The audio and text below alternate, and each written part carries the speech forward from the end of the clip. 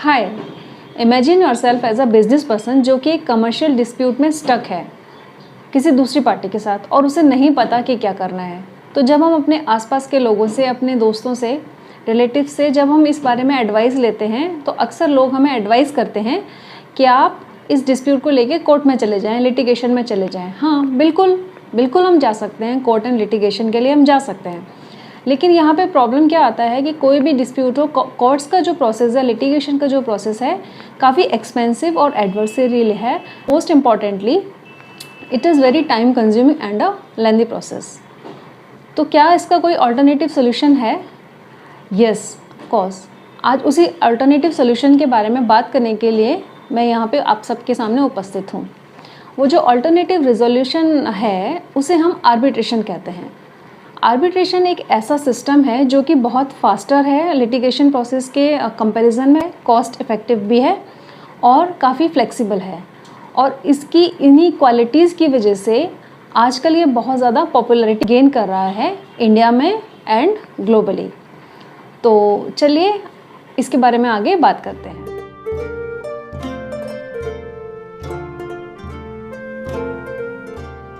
Hello everyone, I am Dr. Pratibha Kushwaha, a practicing advocate and a certified NLP coach.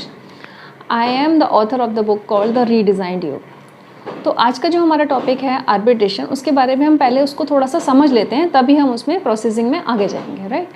तो जो arbitration है वो एक alternative dispute resolution system है जहाँ पे जो दो एग्रीव्ड पार्टी होती हैं कमर्शियल डिस्प्यूट्स में, दो जो पार्टीज़ होती हैं वो अपनी डिस्प्यूट को लेके आर्बिट्रेटर्स को रेफ़र करती हैं, राइट।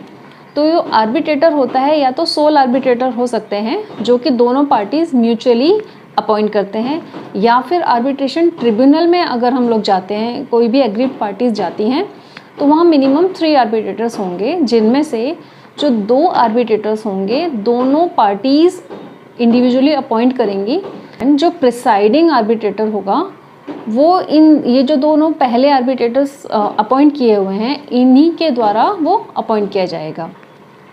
तो यहाँ पे जो सोल आर्बिट्रेटर या आर्बिट्रेशन ट्रिब्यूनल जो होती है वो as a neutral entity act करती है और डिस्प्यूट का रिड्रेसल करने के बाद जो डिसीजन देती है, जिसे कि हम आर्बिट्रल अवार्ड कहते हैं, वो दोनों पार्टीज़ पे बाइंडिंग होता है। जैसे कि कोर्ट्स के जो ऑर्डर होते हैं वो बाइंडिंग होते हैं पार्टीज़ के ऊपर, सेम यहाँ पे भी जो आर्बिट्रल अवार्ड है वो भी बाइंडिंग होता है, राइट। इस पूरे प्रोसेस में जो आर्बिट्रेशन का जो प्रोसेस है इसमें भी एविडेंसेस होते हैं, प्रॉपर जो कोर्ट की प्रोसीडिंग होती है उसी तरह का प्रोसेस यहाँ पे चलता है।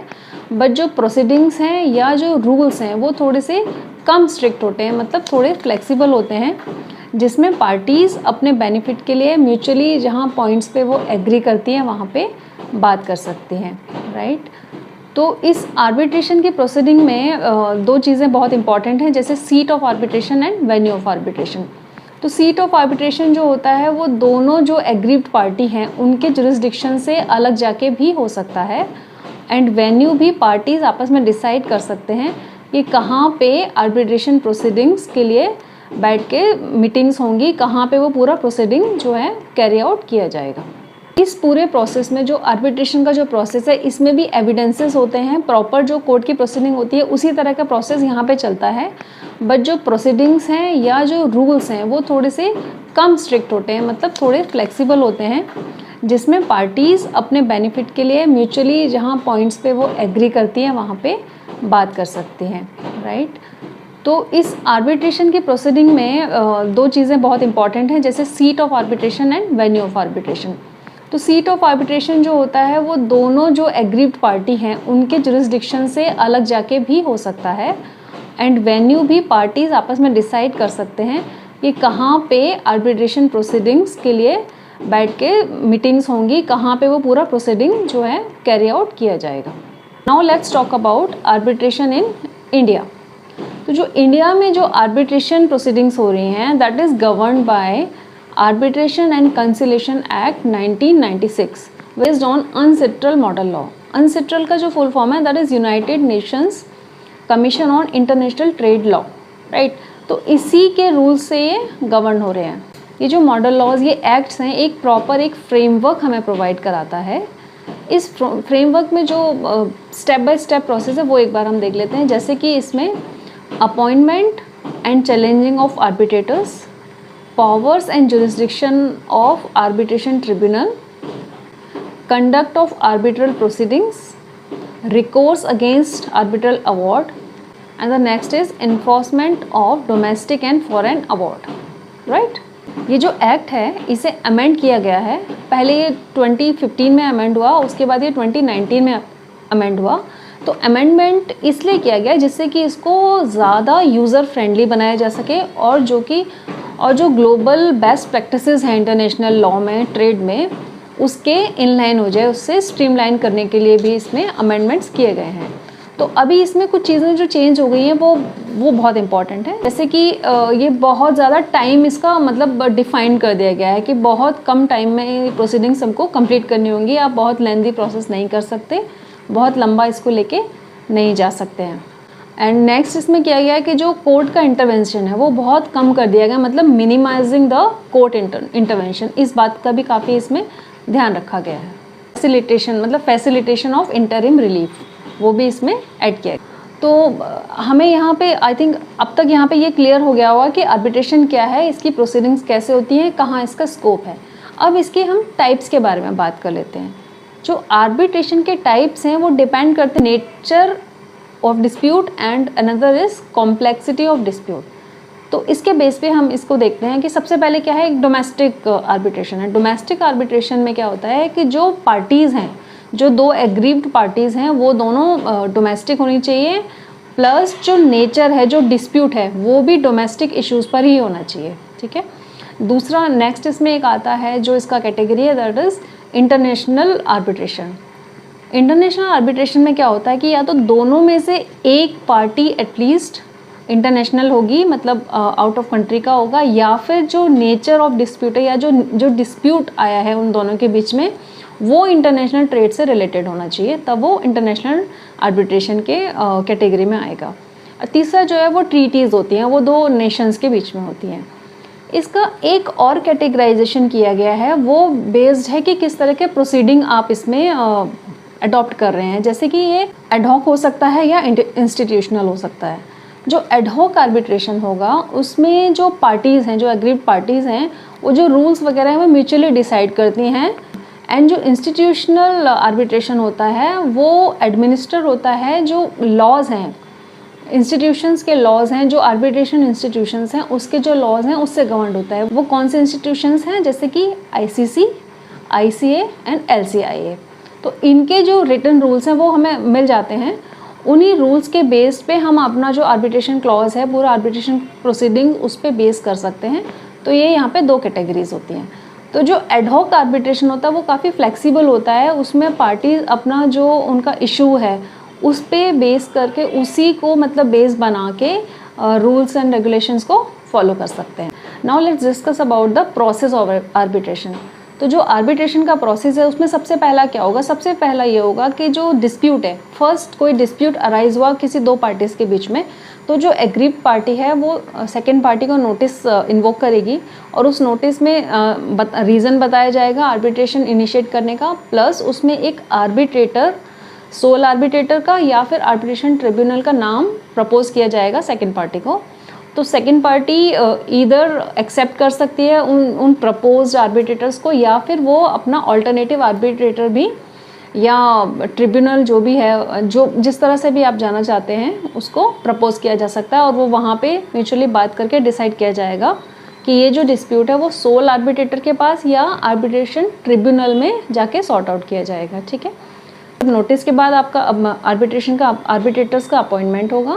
अपॉइंटमेंट्स के बाद इसमें क्लेम सबमिशंस होंगे या काउंटर क्लेम अगर कोई है तो वो सबमिट होगा, एविडेंसेस होंगे। उसके बाद जो नेक्स्ट प्रोसेस आएगा वो होगा हियरिंग्स। हियरिंग्स होती है इसमें प्रॉपर जो आर्बिट्रेटर है वहाँ पे जो भी, तो वो न्यूट्रल एज अ जज की तरह वहाँ पे दोनों पार्टीज़ के क्लेम्स को सुनेगा एंड मेरिट्स पे वो केस डिसाइड होगा। उसके बाद जो है वो आर्बिट्रल अवार्ड में आएगा। अवार्ड का मतलब है जो डिसीजन आएगा जो कि दोनों पार्टीज़ पे बाइंडिंग होगा। और उसके बाद लास्ट जो स्टेप आता है वो आता है एनफोर्सेबिलिटी, मतलब वो जो अवार्ड है वो दोनों पार्टीज़ को मानना पड़ेगा, मतलब एनफोर्स किया जाएगा, ठीक है। तो ये जो टोटल प्रोसेस है ये 12 to 18 मंथ के बीच में कंप्लीट किया जाएगा और यही इसका बहुत बड़ा बेनिफिट है कि यहाँ पे ये टाइम लिमिट सेट की गई है कि इससे ज़्यादा टाइम नहीं लगेगा। तो अब हमने जैसे अब ये आर्बिट्रेशन का जो प्रोसेस है वो थोड़ा समझ लिया है, तो अब हम इसके एडवांटेजेस देख लेते हैं। तो जो आर्बिट्रेशन है उसके जो एडवांटेजेस हैं उसमें जैसे हम पहले डिस्कस कर चुके हैं, जैसे कि ये कॉस्ट इफेक्टिव होता है, फ्लेक्सिबल होता है, लेस टाइम कंज्यूमिंग क्योंकि इसमें टाइम लिमिट सेट की गई है, उससे ज़्यादा टाइम नहीं लगेगा। प्लस इसमें अपील और जो चैलेंजेस हैं उसके लिए बहुत लिमिटेड ग्राउंड्स हैं। अच्छा, इसमें एक इम्पॉर्टेंट है कि जैसे जो न्यूट्रलिटी मतलब जो जुरिस्डिक्शन, जो ज़रूरी नहीं है कि दोनों पार्टीज़ जहाँ हैं वहाँ पे उसका जुरिस्डिक्शन होगा। दोनों पार्टीज़ जिस लोकेशन में है, जिस जुरिस्डिक्शन में आते हैं उसके अलग से भी इनका जुरिस्डिक्शन आर्बिट्रेशन का हो सकता है। मतलब सीट एंड वेन्यू दोनों ही पार्टीज़ के जुरिस्डिक्शन से अलग हो सकते हैं। तो न्यूट्रलिटी भी यहाँ पे बहुत अच्छे से मेंटेन की जाती है। प्लस ये सारी जो प्रोसीडिंग है वो काफ़ी कॉन्फिडेंशियल होती हैं।